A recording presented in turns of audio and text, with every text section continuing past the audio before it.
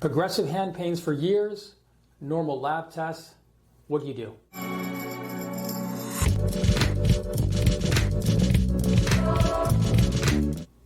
Hello, this is Dr. Siddharth Dambar, expert in rheumatology and in regenerative medicine. Question I received via one of our social media sites was regarding an individual that was complaining of progressive pains in their hands for many years.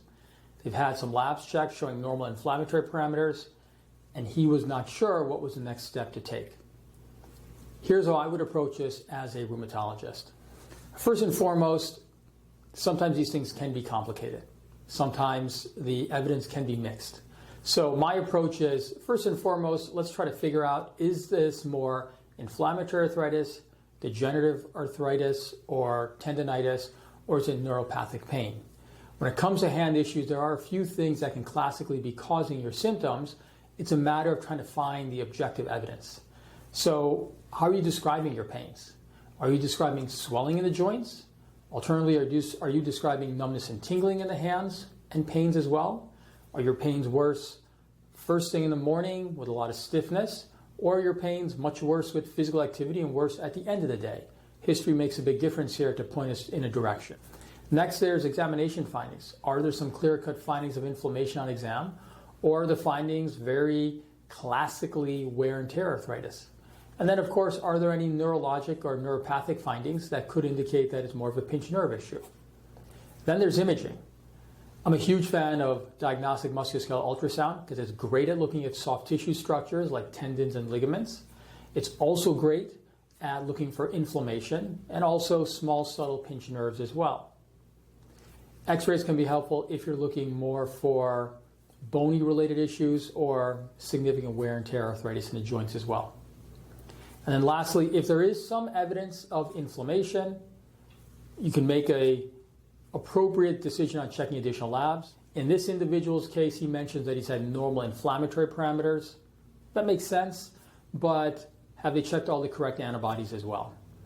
Keep in mind that in inflammatory arthritis, sometimes those labs are not actually accurate or are not actually diagnostic.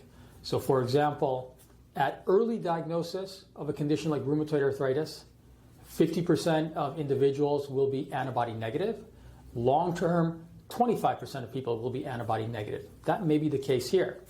Inflammatory parameters in some people are very suggestive of active inflammation, and other people not as much, in which case you need other findings like ultrasound or examination findings to give you a more clear-cut evidence or findings of inflammation. Based on that, then we decide on treatment. Ideally and preferentially, we should be treating based on what are the objective findings that you have, and then really having a firm diagnosis to then go down that treatment algorithm. The treatment algorithm for inflammation is generally medication. The treatment algorithm for instability is generally exercises, bracing, and then regenerative medicine treatments. And the treatment algorithm for neuropathic pains is more, depending on which nerve is pinched, is either physical therapy, splinting at the wrist, and sometimes regenerative medicine treatments as well.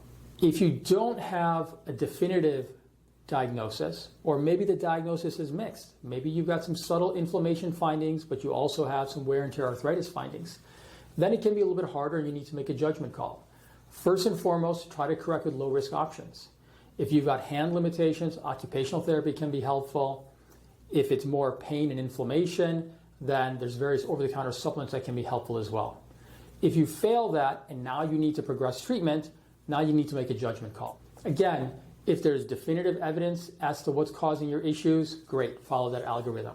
If there isn't definitive evidence, then you need to make a more challenging judgment call. The key is when you're making decisions when the diagnosis is a bit more mixed or a bit more subtle, is to start by treating conservatively and then reassess, and then based on how people are responding, then adjust treatment, and then keep on progressing based on how an individual is responding clinically.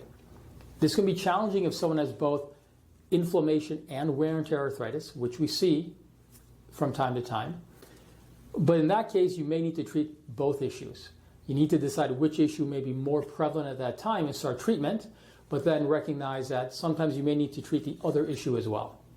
The keys here are to make a judgment call, treat appropriately at a lower level, reassess, see how an individual is responding, adjust treatment based on that response, and then keep moving forward and progressively escalate treatment if required as well. But keep on moving forward, don't just stand still. Make sure that you're trying to make a difference in this individual's life to improve their hand pains and not just let them progressively worsen over time. I hope this individual does get some relief. I hope this offers some guidance as to how they should approach their progressive hand pains, even if their labs are normal. Thank you for your time. We'd appreciate it if you can give us a like and subscribe to the channel. Until we can connect again, have a good day and live well. Bye-bye.